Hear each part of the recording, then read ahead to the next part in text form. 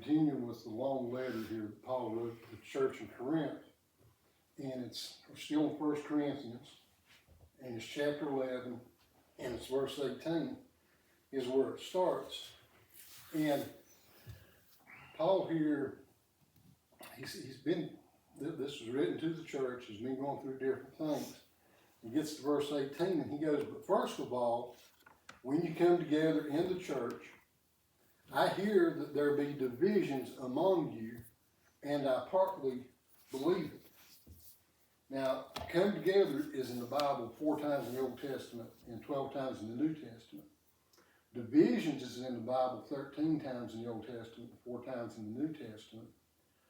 Partly is in the Bible 2 times in the Old Testament, 3 times in the New Testament. But it's the only time that partly is paired with the word believe. So Paul here is saying, he's been hearing these things here. And he's like, when you come together in the church, and it's interesting, he says when you come together in the church. I hear that there be divisions among you, and I partly believe it. Now, the divisions in the church, there's a feller, he likes to tell the story of a church that split over the color of the carpets. That actually happened. I know of a church that split, and they're close enough they could, throw rocks at each other if they wanted to. They're almost in the same parking lot, but the church split. So Paul here is talking about, now he's been hearing these divisions, and the thing about it is, he says, I partly believe it. Now, it sounds to me like he's been given a reason to believe this, but he's not real sure. Or have you ever been told something and it makes sense, but you only partly believe it? And so I don't know, maybe Paul here didn't want to think about divisions in the church, and he's hoping that he heard wrong. Verse 19 says, for there must be also heresies among you, that they which are approved may be made manifest among you. Heresies is in the Bible 3 times, only in the New Testament, and a heresy is a false teaching or a self-chosen opinion. Approved is in the Bible 8 times, all in the New Testament, and made manifest is 20 times, all in the New Testament. Now, heresies, a false teaching. One of the reasons that it's important to study the Bible, you can read the Bible, you can listen to the Bible, listen to good teachers, good preachers, and to know. And it's important because that way when a heresy comes by, you'll pick up on it. And I heard something recently, I don't know if I'd consider it a heresy, but I was like, when I first listened to it, I thought, well, that makes sense. And then later on, I thought, no, it don't make sense. It was just the preacher's opinion. He was talking about the first miracle in the Bible where Jesus turned the water into wine at the wedding. That Mary went to him to do this. Not the people in charge of the wedding. She went to Jesus to take care of this. And the preacher said, well, the reason that she did that was she must have seen him do miracles around the house as a child. And when I first heard that, I thought, well, that makes sense. And then I got thinking about it, and I'm like, no. If anybody in the world knew that Jesus was the Son of God, it would have been Mary. Yeah. So she just went to him, and there's an interesting part of that story that's not talked about a whole lot about the water into wine. He didn't want to do it. He didn't. He spoke to his own mom and called her a woman. But that's different. That's a different thing. So he's saying here that there's heresies among you. Now, there's false teachers come into the church now. And there's people listening to this. And it says, they which are approved may be made manifest among you. Manifest is the appearance. When Jesus came, it was God being made manifest. You could see him. So Paul here is saying, not only there's heresies in the church, these things are being approved, they're being made manifest among you now. Verse 20. When you are come together, therefore, into one place, this is not to eat the Lord's Supper. One place. In the Bible, 3 times in the Old Testament. 3 times in the New Testament. And the Lord's Supper, this surprised me. The Lord's Supper, that's the only time it's in the Bible.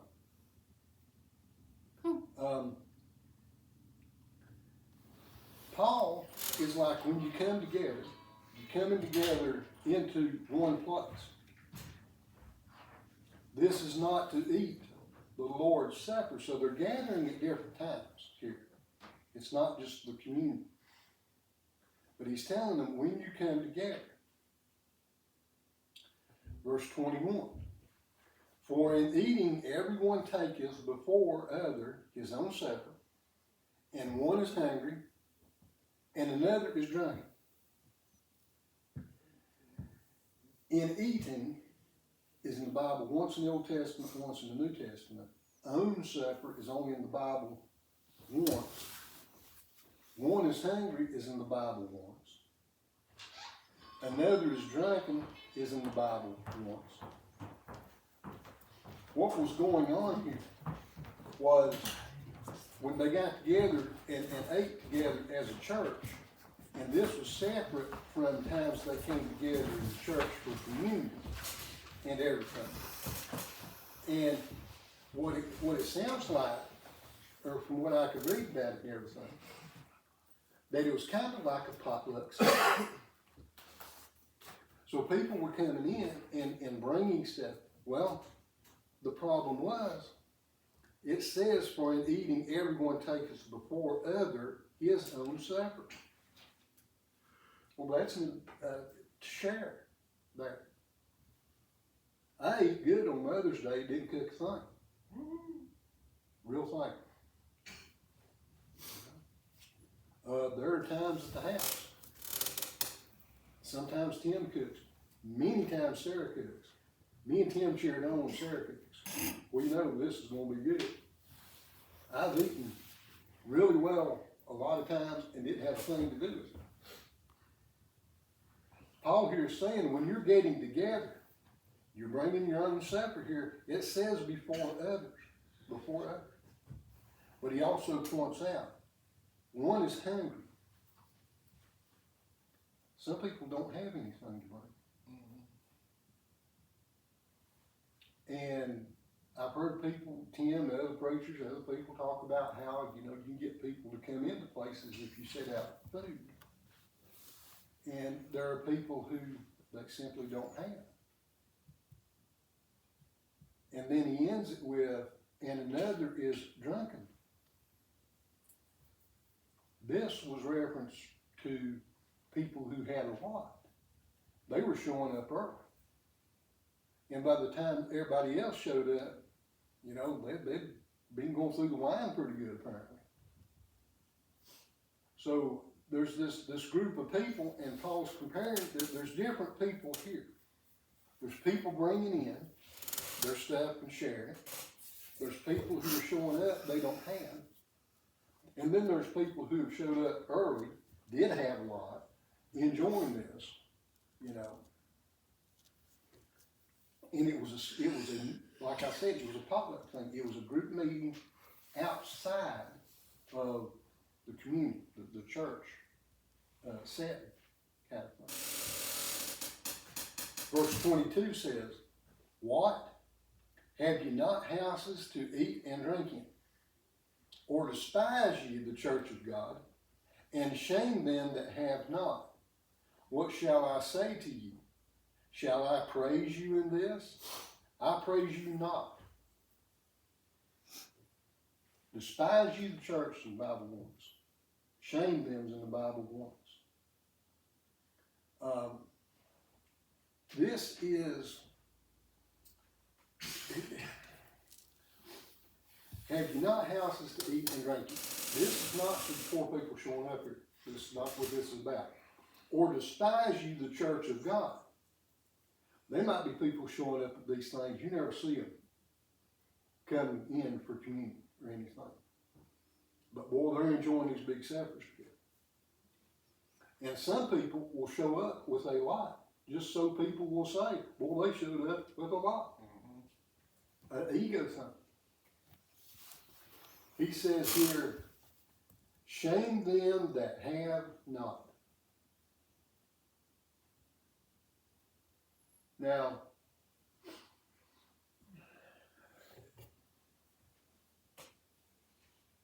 to make fun of somebody who doesn't have, okay, that is a really cold-hearted thing. I have seen it. Sometimes in my life, I probably did. I'm not proud of that. Well, they ain't got nothing. You know, that's all they're good for. They ain't never been good for nothing. There was a family that lived on Wilkes Mountain down 18. They were legendary when I was in school. It was an awful way people talked about it. They didn't have anything. Dirt poor. And Paul here is saying, what shall I say to you? Shall I praise you in this? So you're sitting here, you're making fun of the poor, hungry, you're not showing up at church here, communions, you're sitting here, and for some reason you think I'm supposed to praise you in this. And he's like, I praise you not.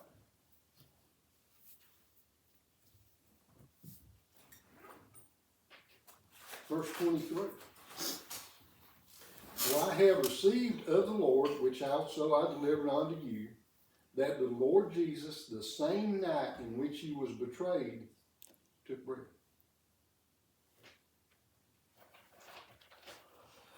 Same night, 5 times in the Old Testament, twice in the New Testament. And betrayed is 19 times in the New Testament. Now, betrayed means a violation of trust. Took bread is in the Bible 10 times in the Old Testament, 6 times in the New Testament. Now, you know, I guess all of us who are adults sometime in our lives, maybe even the younger folks in here, have been in situations to where there was somebody you had absolute trust in. You knew, you just liked them, you got along, and you thought they're a friend of mine. And then one day, they just turn. Yep. And you find out they never really were your friend.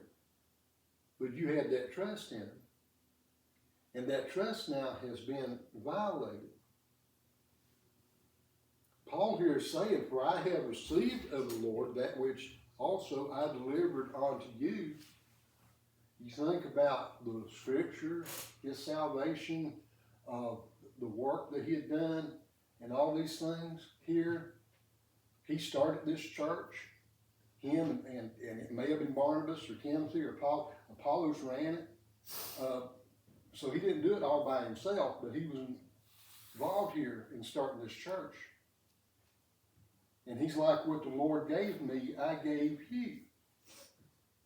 Now that's really important. And you think about preaching and teaching, testifying, praise reports. It's good if the Lord has given us something to share it. Somebody might need it. We had an aunt. Aunt Dee. Oh my goodness. Her family life was brutal. It was brutal. Her marriage, her children, her grandchildren, some of them, not all of them. She had a hard life. She'd come in church, praise the Lord. Mm-hmm. You talking about something encourages me. during hard times, times of doubt, times of struggle. I think about people like her. There's people in this church I've seen come in, I knew, bone weary, tired, hurting. They had a week they didn't want to have. Still come in. And Paul is here saying, what I've been given to you. What the Lord gave me, I've given it back to you. And then he starts here, and he goes on to the next verse. This part actually connects to the next verse. That the Lord Jesus, the same night in which he was betrayed, took bread.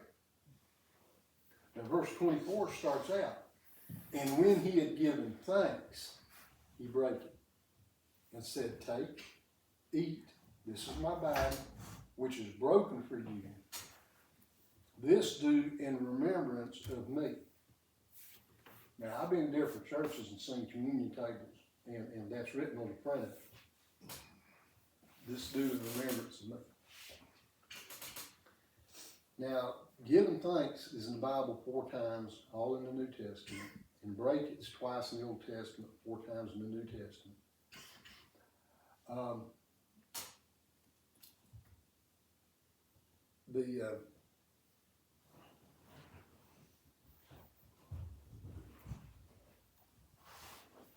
lost my place there. My body's twice in the Old Testament, 10 times in the New Testament. Take and eat is 3 times in the New Testament.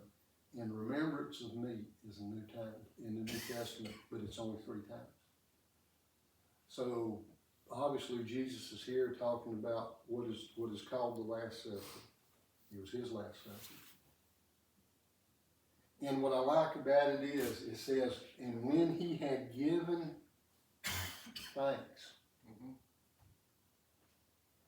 So you got the creator of the universe here in the flesh, sitting here, and he's about to eat. And even he is giving thanks. That's right. Even he's what? Even he is giving thanks. He's thankful. He's being thankful. He's saying, Jesus himself is saying grace here. That's it. Think about that. That's it. Yeah. And he broke the bread. He's talking about that represented his body, which was going to be broken. And he's breaking this bread to share it here at his Last Supper. And even though he knows what's coming, he's still saying grace over this food. Right. Knowing this is the last, this is going to be, in this situation, with his body here, it's the last time he's going to eat here. And he's telling them, this do in remembrance of me. And the thing about it is, because I like words, the word may, might, possible, none of that's there. He said, this do in remembrance. Yeah, do it. We are called to do communion in remembrance, to remind us of what he did. That's right. Now, there's people in here that I know have been injured and bones broken and things like this. You know, you think about that, your body has been broken. You understand that better than me. And you think about what they did to Jesus, because they almost killed him before they got him to the cross anyway. And he's like, do this. You break this bread in remembrance. Verse 25. Where if I could just add to that, where it talks about giving thanks, and you mentioned about grace, saying grace for a meal and stuff. We as Christians, we're called to be like Christ. You know, sometimes when we think about being like Christ, we think about these huge things and everything, be like, well, Christ was all powerful and almighty and all that. How can I go to that level? This is something that can easily be done just out of sheer recognition, is saying grace.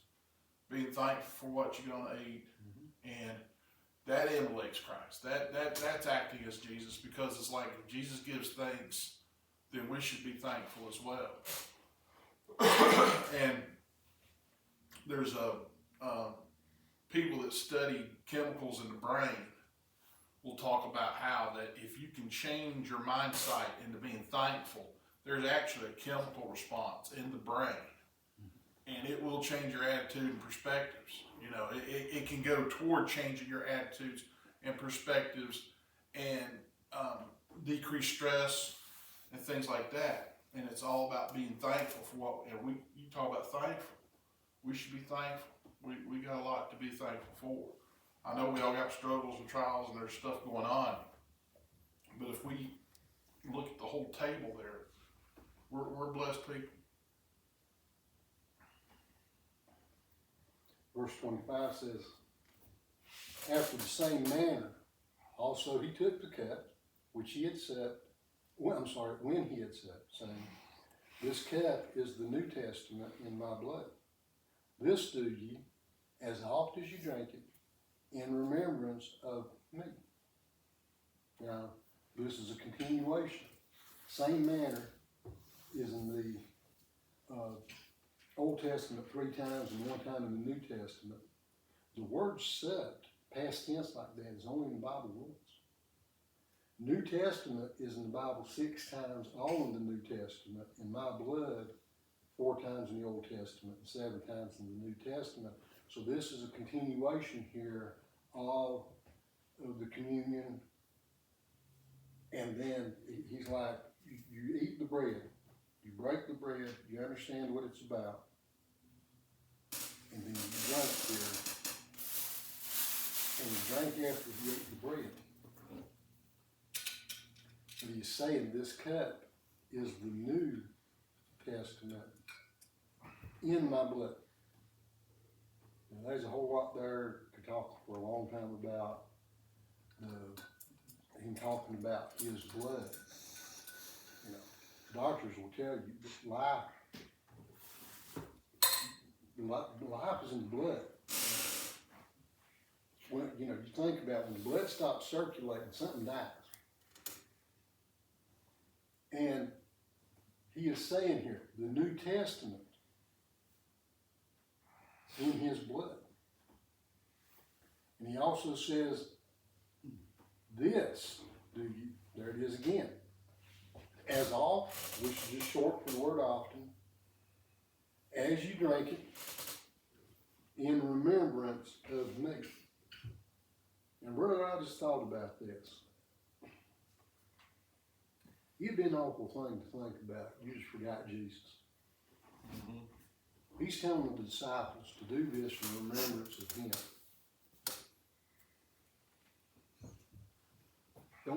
Don't forget. And I'm sitting here thinking that, he's obviously just saying here that you're going to do this. And when you do it, this is how you do it, what you remember and everything. And think of him. Mm-hmm. Think about his body, think about his blood. And that is a communion spiritually here. Right. But you're taking it physically here. Verse 26. He repeats it. He kind of repeats 24 and 25 together. For as often as you eat this bread and drink this cup, ye do show the Lord's death till he comes. Eat this bread twice in the New Testament, drink this cup twice in the New Testament. Lord's death, that's the only time it's in the Bible, till he come twice in the Old Testament and once in the New Testament. So he's reiterating here. And he's saying, for as often as you do this. Now there are some churches, they have a communion once a year or twice a year. I've heard of churches doing it more regularly. Jesus is not putting a calendar on this. He just says, as often as you do this. Mm-hmm. As often as you do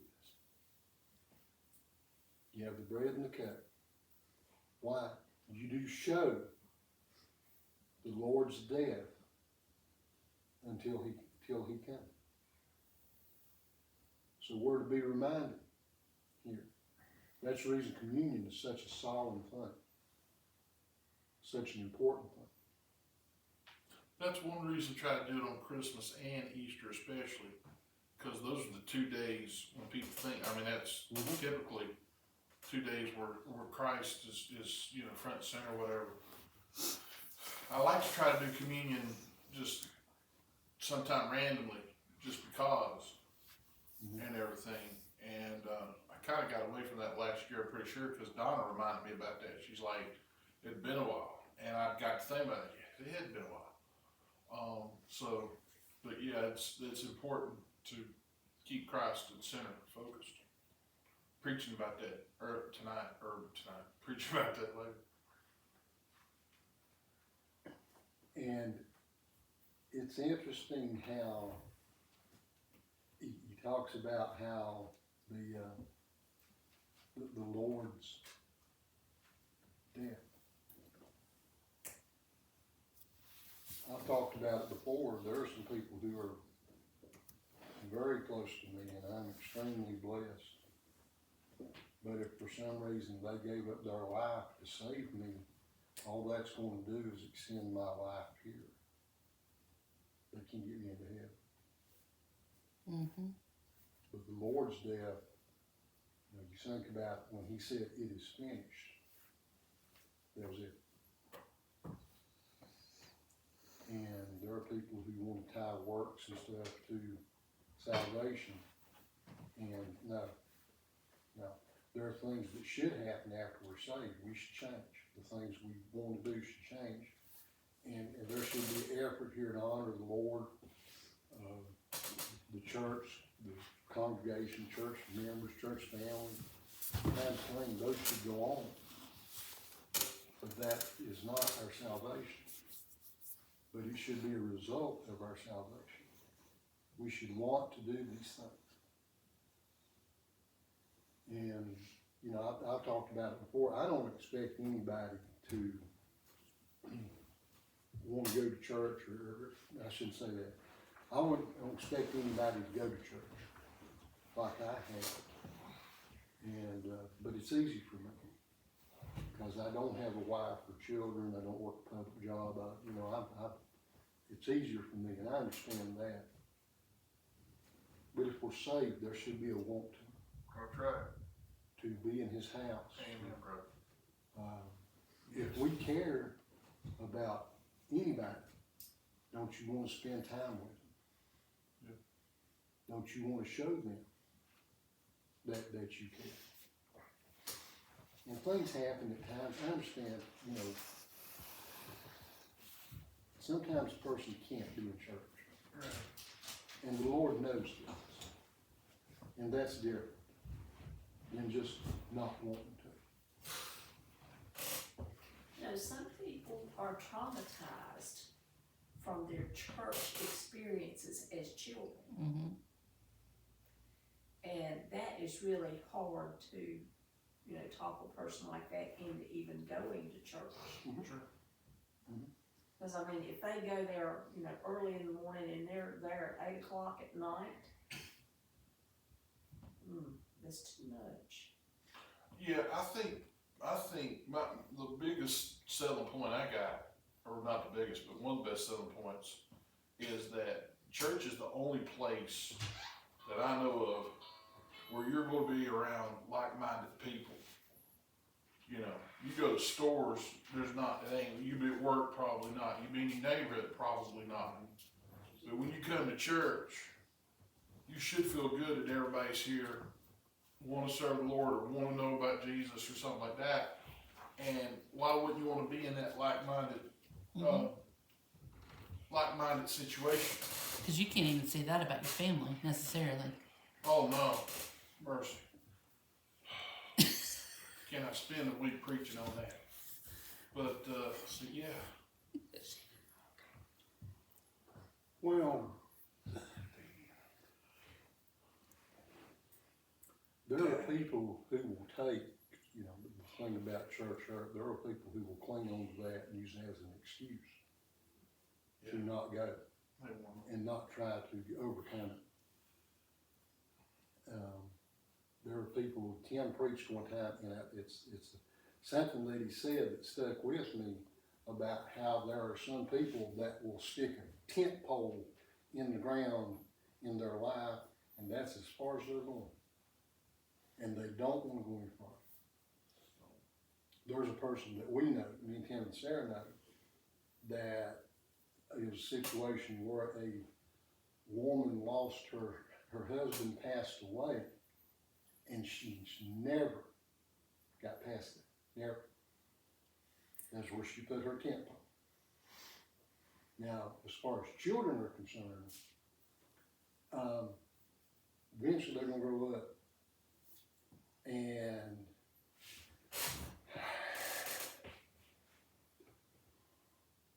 it's hard for any childhood trauma to be overcome. I understand that.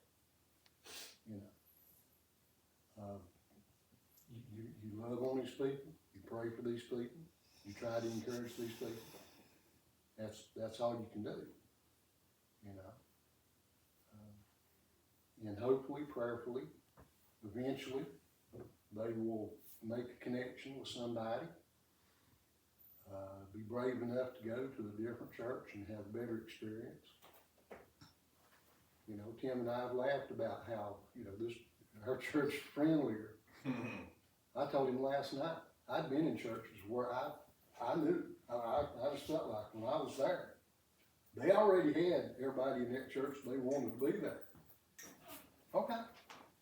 I'm not saying they're lost or anything else, but that was the situation that they wanted and preferred and was comfortable. And if it was the first time I'd ever went to church, Elizabeth, I probably wouldn't went back. Mm-hmm. You know?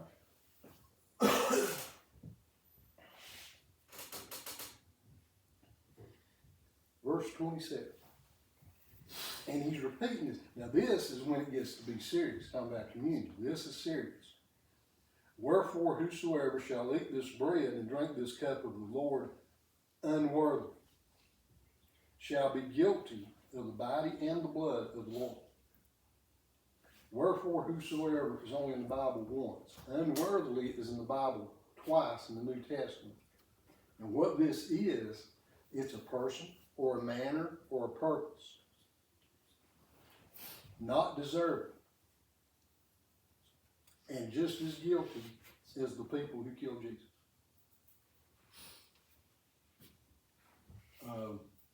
I've seen Tim do it. I've seen other churches do it. Communion's offered. You're told you don't have to take communion if you don't want to. We were in church one time, and I seen a man who would not let his child take communion. The important thing here, it talks about how if you do this unworthily, now part of that is a respect, a disrespect, and not understanding the seriousness of the communion. And I've seen Tim do it. It's time to pray before we ever do communion. Make sure here. And that's important because it talks about how you'd be guilty of the body and the blood of the Lord. And verse 28 is a continuation, and it's kind of what I'm talking about. But let a man examine himself. And so let him eat of that bread and drink of that cup. Examine, twice in the Old Testament, 3 times in the New Testament. Examine, the past tense, is 6 times in the New Testament. So let him is only in the Bible twice, both in the New Testament. And he's just saying here, encouragement, let a man examine himself before you take communion. You think about David, who was described as a man after God's heart. He prayed, Lord, clean me with hyssop, create me a clean heart and a right spirit. That's how important it was to him. I've heard of people praying, Lord, if there's something in me that's wrong and I don't know it, Lord, show it to me. take this away from them.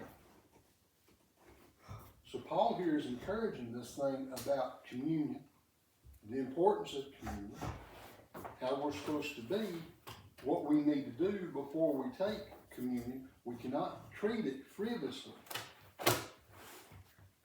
You know, we have to understand the importance. This is a remembrance of what Jesus did for us. Mm-hmm. And we need to think about it at that time. And be serious. I love it when I come into church and I hear laughter at everything and people getting along in fellowship. That's wonderful fun. It is. It is. And I'm thankful to be in a church where I hear laughter with children and adults and everything that's fellowship. And, you know, I feel welcome coming into church.